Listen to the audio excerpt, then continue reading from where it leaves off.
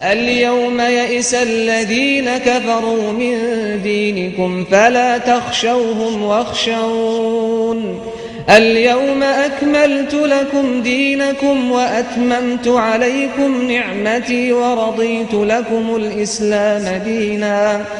بسم اللہ الرحمن الرحیم الحمد للہ رب العالمین وصلی اللہ علی محمد وآلہ الطاہرین ولعنۃ اللہ علی اعدائہم اجمعین الی قیام یوم الدین. وقال سبحانہ وتعالی ان مثل عیسی عند اللہ کمثل آدم خلقہ من تراب ثم قال له کن فیکن الحق من ربک فلا تکن من الممترین. فمن حاجاك فيه من بعد ما جاءك من العلم فقل تعالوا ندعو أبناءنا وأبناءكم ونساءنا ونساءكم وأنفسنا وأنفسكم ثم نبتهل فنجعل لعنة الله على الكاذبين. خداوند تبارک و تعالیٰ کا ارشاد ہے ان مثل عیسی عند اللہ کمثل آدم خلقہ من تراب، کہ اللہ کے نزدیک عیسیٰ کی مثال آدم جیسی ہے اور آدم کو مٹی سے خلق کیا گیا. الحق من ربک فلا تکن من الممترین، حق اللہ کی جانب سے آ گیا، اب شک نہ کرو.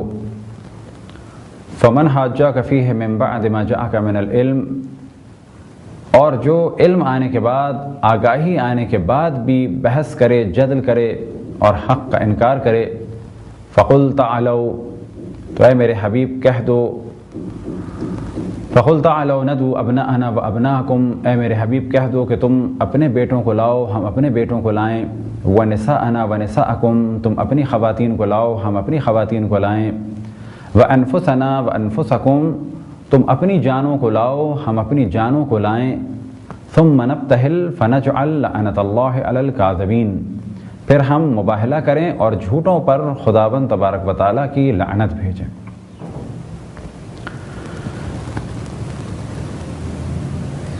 یہ تین آیات سورہ آل عمران کی آیت نمبر 59، 60 اور 61، 59، 60 اور 61. اس آیے قرآن مجید میں خداوند تبارک و تعالیٰ نے مولا علی علیہ السلام کے فضائل کو بہترین طریقے سے اور باقی اہل بیت علیہ السلام کے فضائل کو بہت ہی واضح اور بہترین طریقے سے بیان فرمایا. ایک روایت میں نقل ہوا کہ امام رضا علیہ السلام سے سوال کیا گیا کہ مولا علی علیہ السلام کی شان میں سب سے زیادہ فضیلت بیان کرنے والی آیت کون سی ہے؟ تو آپ نے اسی آیت کی جانب توجہ دلائی، وَأَنفُسَنَا وَأَنفُسَكُمْ. یہ آیت کیا ہے، اس کا بیک گراؤنڈ کیا ہے، شان نزول کیا ہے، اور علماء اہل تشیع اور اہل تسنن کیا فرماتے ہیں؟ تو پہلے مرحلے میں اس کی شان نزول بیان ہو. نجران کے عیسائی رسول اللہ صلی اللہ علیہ وسلم کی خدمت میں آئے اور آنے کے بعد ایک سوال پیش کیا، اور سوال اس طریقے سے تھا، اور وہ یہ بھی جانتے تھے کہ رسول اللہ صلی اللہ علیہ وسلم کا کیا عقیدہ ہے، نظریہ ہے جناب عیسیٰ کے بارے میں، جناب مریم کے بارے میں. لہٰذا اسی عقیدے اور نظریے کو مد نظر رکھتے ہوئے انہوں نے اپنے نظریے کو رسول اللہ صلی اللہ علیہ وسلم کی زبان سے ثابت کروانا چاہا اور وہ ناکام رہے. تو بس پہلے مرحلے میں واضح رہے کہ نجران کے عیسائی حضرت عیسیٰ اور حضرت مریم کے بارے میں اسلام کا کیا نظریہ ہے، قرآن کیا کہتا ہے، رسول اللہ صلی اللہ علیہ وسلم کیا ارشاد فرماتے ہیں، یہ ان کو معلوم تھا. واقعہ کب کا ہے؟ یہ 9 ہجری کا واقعہ ہے.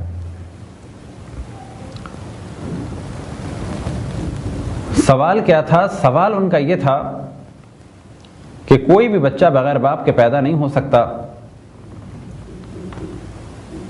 اور اگر وہ پیدا ہو جائے تو فقط 2 صورتیں ہیں، یا یہ کہ وہ ناجائز ہے، اور جناب عیسیٰ علیہ السلام کے بارے میں تو یہ آپ تصور نہیں کر سکتے، بس دوسری صورت یہ کہ وہ اللہ کا بیٹا ہو. تو وہ در حقیقت ان 2 نظریات میں سے ایک کو ثابت کرنا چاہتے تھے، اور نظریہ کون سا تھا؟ کہ معاذ اللہ جناب عیسیٰ اللہ سبحانہ و تعالیٰ کے فرزند ہیں. وجہ کیا تھی؟ کہ وہ جانتے تھے کہ رسول اللہ جناب عیسیٰ کو نبی اللہ مانتے ہیں، جناب مریم کو عذرا اور بطول مانتے ہیں، پاک اور پاکیزہ مانتے ہیں.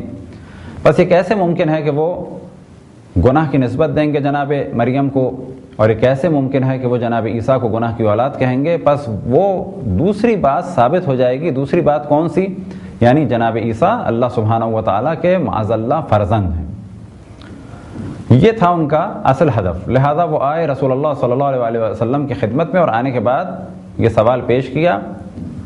اللہ سبحانہ و تعالیٰ کی جانب سے وحی نازل ہوئی، ان مثل عیسیٰ عند اللہ کمثل آدم خلقہ من تراب ثم قال له کن فیکن، کہ اللہ کے نزدیک عیسیٰ کی مثال آدم جیسی ہے، اور انہیں مٹی سے خلق کیا اور کہا کن فیکن۔ اس مختصر سی آیت میں یہ جواب دے دیا گیا کہ جس طرح سے جناب آدم کو بغیر ماں باپ کے اللہ سبحانہ و تعالیٰ خلق کر سکتا ہے، بالکل ایسے ہی جناب عیسیٰ کو بھی خلق کر سکتا ہے۔ بس جناب عیسیٰ کی مثال ایسی ہی جیسے کہ جناب آدم کی، بلکہ جناب آدم میں اور زیادہ خصوصیات تھی۔ وہ کیا خصوصیت؟ کہ ایک ماں سے ایک بچے کا پیدا ہونا پھر بھی آسان ہے بنسبت اس کے کہ بغیر ماں اور بغیر باپ کے ایک بچے کو پیدا کیا جائے۔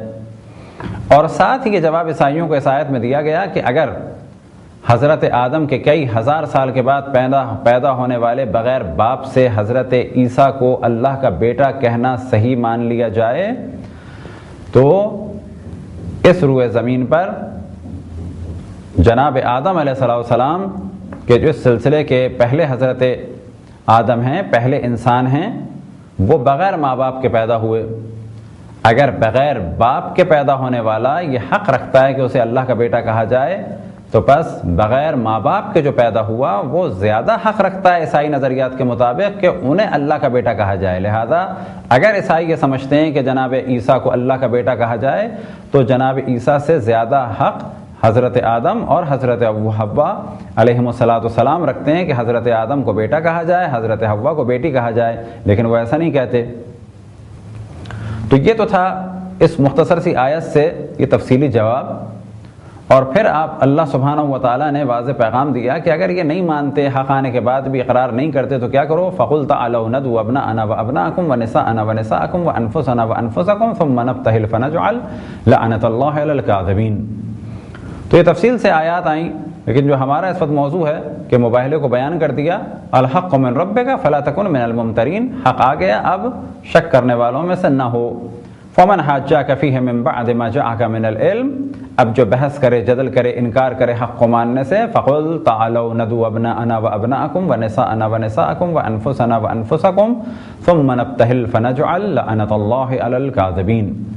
یہ آیت نمبر 61 در حقیقت ہمارا موضوع ہے کہ اللہ سبحانہ و تعالیٰ نے جب عیسائیوں نے نظریات کو نہیں مانا، دلائل کا انکار کر دیا، اور اس کے بعد بھی وہ قانع ہونے کو تیار نہیں تھے، تو جناب رسالت مآب صلی اللہ علیہ وسلم کو اللہ سبحانہ و تعالیٰ نے حکم دیا، فقل تعالوا، تم آؤ، فقل تعالوا ندعو ابناءنا وابناءکم، آؤ اور اپنے بیٹوں کو لاؤ، ہم اپنے بیٹوں کو لائیں، تم اپنی خواتین کو لاؤ، ہم اپنی خواتین کو لائیں، تم اپنے نفسوں کو، جانوں کو لاؤ، ہم اپنے نفسوں کو اور جانوں کو لائیں۔ تو پہلے مرحلے میں یہ چیز ذہن میں رہے کہ یہاں پر مباہلے کا قانون بیان ہوا، اور قانون میں ہمیشہ جمع کے صیغے استعمال ہوتے ہیں۔ مثال کے طور پہ کیا کہا جائے گا کہ یہ انشورنس میچور ہونے کے بعد یا اسے ملے گی کہ جس کے نام ہے، یا اس کی اولاد کو ملے گی۔ اولاد جمع ہے ولد کی، یعنی بچوں کو ملے گی۔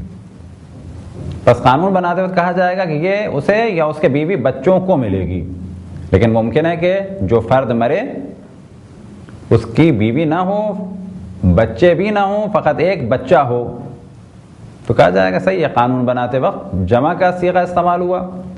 لیکن اگر کہیں پر بچے نہیں ہوں گے تو یہ نہیں کہا جائے گا کہ ابھی انشورنس بچوں کو ملے گی، اور کیونکہ اب آپ کے پاس بچے نہیں ہیں تو لہذا ایک بچے کو نہیں ملے گی۔ کہا جائے گا ہاں زیادہ ہوتے تو بچوں کو ملتی، اور جب نہیں ہے تو ایک کو ملے گی۔ تو پہلے اس مرحلے کی جانب توجہ رہے کہ اللہ سبحانہ و تعالیٰ نے یہاں پر صیغے جمع کے استعمال کیے، فَقُلْ تَعَالَوْا نَدْعُوا أَبْنَاءَنَا وَأَبْنَاءَكُمْ، تم اپنے بیٹوں کو لاؤ، ہم اپنے بیٹوں کو لائیں، تم اپنے بیٹوں کو لاؤ، وَنِسَاءَنَا وَنِسَاءَكُمْ، ہم اپنی خواتین کو لائیں، تم اپنی خواتین کو لاؤ۔ تو تمام مفسرین شیعہ اور سنی نے اس بات پر اجماع کیا، حتیٰ وہ قرآن کہ جو سعودی عرب سے بھی چھپ کے آتے ہیں، حتیٰ ان کے بھی حاشیے میں بعض تفاسیر میں جو حاشیے کے بعض کلام مجید جو حاشیے کے ساتھ چھپے وہاں پر بھی اس جانب توجہ دلائی گئی کہ مباہلے میں یہ واقعہ ہوا تھا اور امام حسن امام حسین جناب سیدہ حضرت علی علیہ السلام کو لے گئے تھے رسول اللہ اپنے ساتھ۔ تو اب یہ توجہ رہے کہ 9ویں ہجری کا واقعہ ہے، کب کہ جب لاکھ سے زیادہ صحابی ہیں اور بہت بڑی تعداد ان کے بچوں کی اور ان کی ازواج کی اور خود رسول اللہ کی 9 ازواج ہیں۔ لیکن تمام مفسرین شیعہ و سنی نے اس بات پر اجماع کیا کہ رسول اللہ صلی اللہ علیہ وسلم بیٹوں کے عنوان سے فقط امام حسن اور امام حسین علیہ السلام کو لے گئے، بس اگر ان کے علاوہ کوئی ہوتے تو ضرور لے کے جاتے، اگر ان کے علاوہ کوئی نواسے ہوتے تو ان کو بھی لے کے جاتے۔ بس معلوم ہوا کہ نہ بیٹے تھے، اور بیٹوں کا انکار تو قرآن مجید میں ہوا کہ رسول اللہ صلی اللہ علیہ وسلم کسی بھی مرد کے والد نہیں ہیں۔ کس اعتبار سے؟ جسمانی اعتبار سے، کہ کوئی ان کی زوجہ سے پیدا ہوا ہو، ایسا کوئی بھی مرد نہیں ہے جو ان کا بیٹا ہو۔ لیکن نواسوں کو یہاں پر پھر بھی اللہ سبحانہ و تعالیٰ نے بیٹا کہا، یعنی ہے نواسے جسمانی اعتبار سے، بیٹی کے بیٹے ہیں، رشتے کے اعتبار سے صاحبزادی کے صاحبزادے ہیں، لیکن اللہ سبحانہ و تعالیٰ نے یہاں پر انہیں بیٹا کہا۔ اب ایک بہت بڑی تعداد اصحاب کی ہے، ان کے بچوں کی ہے، لے کے کس کو گئے رسول اللہ؟ جمع کا صیغہ ہے کہ ہم اپنے بیٹوں کو، تم اپنے بیٹوں کو، لیکن کس کو لے کے گئے رسول اللہ صلی اللہ علیہ وسلم؟ فقط امام حسن کو اور امام حسین کو۔ اگر ایک کا یا 2 کا ذکر ہوتا تو یہی کہا جاتا جی ان کو لے گئے تھے، اگر ہمارا ہوتا تو ہمیں بھی لے جاتے، تو بھی فضیلت اہل بیت کی ہوتی کہ جی انہی کا ذکر تھا، آپ کا نہیں تھا۔ لیکن یہاں پر تو گنجائش ہے، بہت ساروں کو لے جایا جا سکتا ہے، کیونکہ عربی میں ایک مفرد ہوتا ہے، ایک تثنیہ ہوتا ہے، ایک جمع ہوتا ہے۔ مفرد یعنی مثال کے طور پہ رجل ایک مرد، رجلان 2 مرد، رجال 3 یا 3 سے زیادہ۔ بس عربی میں ایک مفرد ہوتا ہے جو 1 کے لیے، ایک تثنیہ ہوتا ہے جو 2 کے لیے، ایک جمع ہوتا ہے جو کم سے کم 3 اور زیادہ سے زیادہ جتنے بھی ہوں۔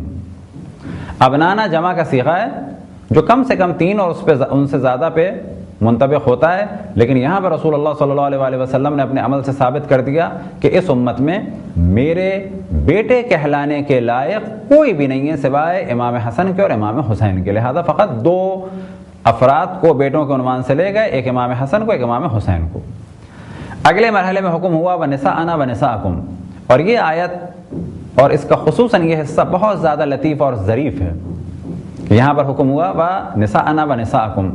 اگر ہوتا وَبَنَاتِنَا وَبَنَاتِكُمْ تو لوگ کہتے کہ ازواج کا ذکر نہیں تھا، لہذا رسول اللہ بیٹیوں کو لے گئے کیونکہ بیٹیوں کا کہا،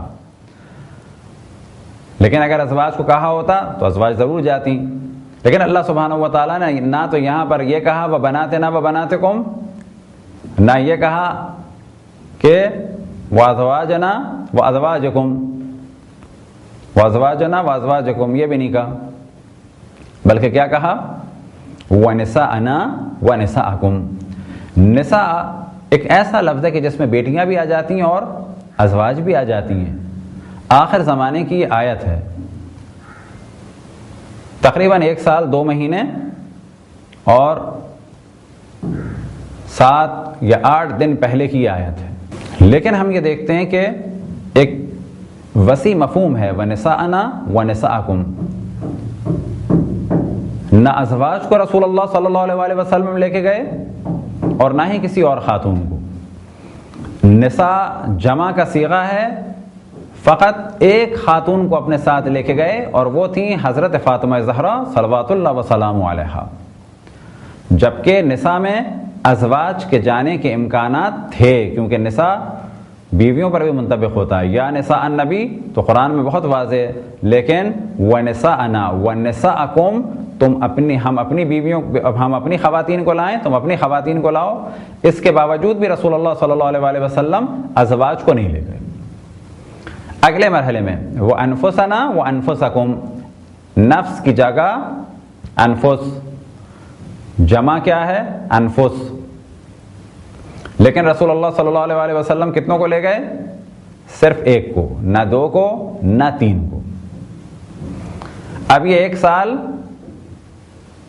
2 مہینے اور تقریباً 7 یا 8 دن پہلے آیت نازل ہوئی. کئی لاکھ صحابی ہیں, کئی لاکھ مسلمان ہو چکے ہیں, لیکن نفس رسول بن کے جانے کے لائق کوئی بھی نہیں ہے سوائے مولا امیر المؤمنین علی ابن ابی طالب کے.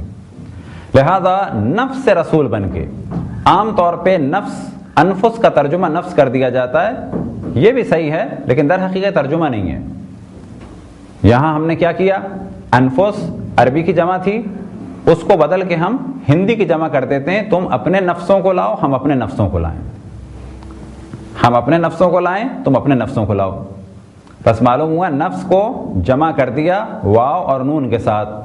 وہاں پہ کس صورت میں تھا, انفس تھا. لیکن اگر ترجمہ کیا جائے پورا تو زیادہ مناسب ترجمہ یہ ہوگا, تم اپنی جانوں کو لاؤ. یعنی مولا امیر المؤمنین جان رسول اللہ, جمع کا صیغہ لیکن ایک کو لے کے جا رہے ہیں. لاکھ سے زیادہ صحابی لیکن نفس رسول فقط ایک. بس معلوم ہوا کہ یہ 4 ہستیاں رسول اللہ کے ساتھ گئیں. یہ کل ملائے کتنے ہو گئے, 5. آگے رسول اللہ صلی اللہ علیہ وآلہ وسلم, ان کے پیچھے حضرت فاطمہ زہرا سلام اللہ علیہا, ایک جانب امام حسن علیہ السلام, ایک جانب امام حسین علیہ السلام, اور جناب سیدہ سلام اللہ علیہ کے پیچھے مولا امیر المؤمنین علی ابن ابی طالب علیہ السلام. اور جب گھر سے نکلے تو رسول اللہ صلی اللہ علیہ وآلہ وسلم نے اپنی ابا ان سب پر ڈال دی کچھ دیر کے لیے. لہذا جب آپ ابا کے نیچے ہیں تو پنجتن پاک علیہ السلام کے لیے ایک لفظ جملہ استعمال ہوتا ہے, آل ابا. اور جب آپ کسا کے نیچے ہیں تو کہا جاتا ہے اصحاب کسا. پھر آپ میدان کی جانب بڑھے. طویل واقعہ ہے. جب دیکھا عیسائی راہبوں نے, پہلے وہ کہہ چکے تھے کہ اگر یہ اپنے لشکر کے ساتھ اصحاب کے ساتھ آئیں تو سمجھ لینا کہ یہ وہ نبی نہیں ہیں, اور اگر فقط اپنے گھر والوں کے ساتھ آئیں تو سمجھ لینا کہ یہ وہی نبی ہیں. واقعہ طویل ہے. جو آیا تھا وہ جانتا تھا, اور وہ اپنے بھائی سے پہلے بھی کہہ چکا تھا کہ یہی وہ نبی ہے, لیکن اس کے باوجود وہ ایمان لانے کو تیار نہیں تھا. چھوٹا بھائی بعد میں ایمان لے آیا تھا. واقعہ طویل ہے. لیکن اس آیت سے مولا علی علیہ السلام کی عظمت مخصوصاً, اور بعد میں جناب سیدہ اور امام حسن امام حسین علیہ السلام کے فضائل بہت ہی بہترین طریقے سے واضح ہو جاتے ہیں کہ اگر ابنائے رسول اللہ کوئی ہے تو امام حسن امام حسین. نساء نبی میں اگر کوئی ہے اس قابل کہ جا سکے مباہلے میں تو فقط جناب سیدہ, کیونکہ معاملہ فقط جانے کا نہیں تھا. معاملہ یہ تھا کہ بعد میں کیا کرنا ہے, ثم نبتہل, مباہلہ کرنا ہے. فنجعل لعنت اللہ علی الکاذبین, جھوٹوں پہ خدا کی لعنت ہو. فقط وہ جا سکتے تھے کہ جنہوں نے نہ پہلے کبھی جھوٹ بولا ہو اور نہ بعد میں کبھی جھوٹ بولنے کا امکان ہو, اور یہ ہستیاں اس وقت فقط 5 تھیں. اب اس آیت سے جو امامت مولا امیر المؤمنین علیہ السلام ثابت ہوتی ہے وہ کیسے؟ قرآن مجید میں حکم ہے کونوا مع الصادقین. قرآن مجید میں اگر کوئی سچے ہیں رسول اللہ صلی اللہ علیہ وآلہ وسلم کے دور میں تو وہ یہ ہے. اور کس طریقے سے ثابت ہوگی کہ بعد رسول اللہ اگر سوال کیا جائے کہ کچھ افراد ہیں اور ان میں سے ایک وہ ہے کہ جس سے کبھی بھی جھوٹ صادر نہیں ہوا, جس نے کبھی بھی جھوٹ نہیں بولا, اور قرآن کی گواہی ہے وہ کبھی جھوٹ بولے گا بھی نہیں, وہ بہتر ہے جانشینی رسول اللہ کے لیے یا اس کا غیر؟ تو عقل کہتی ہے وہ بہتر ہے. سوال کیا جائے کہ ایک شخص بعد رسول اللہ وہ ہے کہ جس کو قرآن مجید میں نفس رسول کہا گیا, رسول اللہ کی جان, رسول اللہ کی روح, وہ مقدم ہے رسول اللہ کی خلافت میں اور وزارت میں اور نیابت میں اور وصایت میں, وہ بہتر ہے امت مسلمہ کی رہبری اور امامت کے لیے یا وہ کہ جو نفس رسول اللہ نہ ہو؟ تو کہا جائے گا وہ کہ جو نفس رسول اللہ ہو.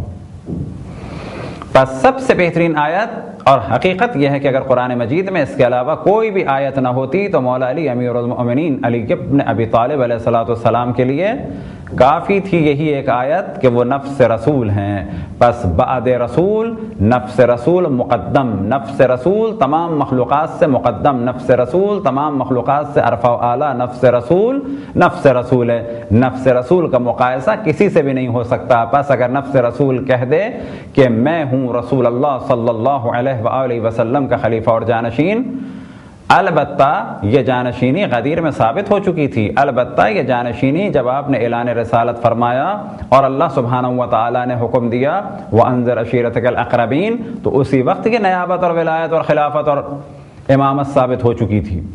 لیکن اگر کوئی اسے نہ مانے تو حقیقت یہ ہے کہ یہی ایک آیت اور اس کا فقط ایک یہ لفظ وَأَنفُسَنَا، یہ جملہ وَأَنفُسَنَا وَأَنفُسَكُمْ، اس میں نفس رسول جو بھی ہے وہ تمام امت سے مقدم ہے، تمام اصحاب سے مقدم ہے۔ بس یاد رکھیں یہ آیت نازل ہوئی بالکل آخر ایام میں، رسول اللہ صلی اللہ علیہ وآلہ وسلم فقط اور فقط مولا امیر المؤمنین کو لے گئے، جبکہ اس زمانے میں 1,00,000 سے زیادہ اصحاب تھے، اور یہ وہ آیت ہے جو مولا امیر المؤمنین کو تمام اصحاب سے ممتاز کر دیتی ہے کہ آپ صحابی نہیں بلکہ خود نفس رسول تھے۔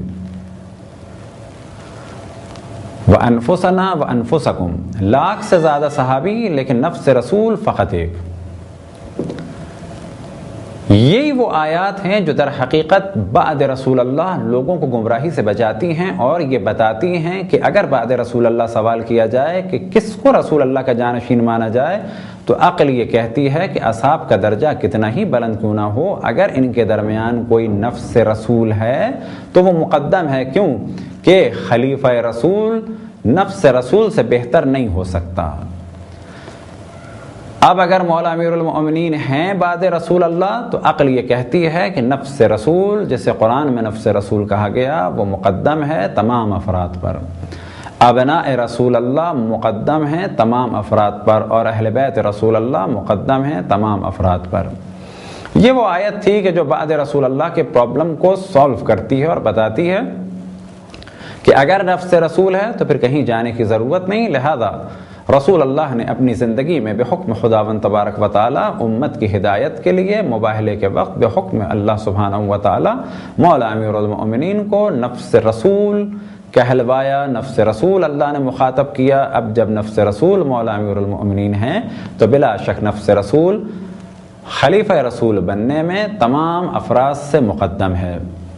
خداوند تبارک و تعالیٰ سے دعا ہے کہ بحق محمد و آل محمد ہمیں اپنی اپنے رسول اپنی حجتوں خصوصاً امام زمان علیہ السلام کی معرفت اور اطاعت کی توفیق عطا فرمائے۔ وصلی اللہ علی محمد و آلہ الطاہرین۔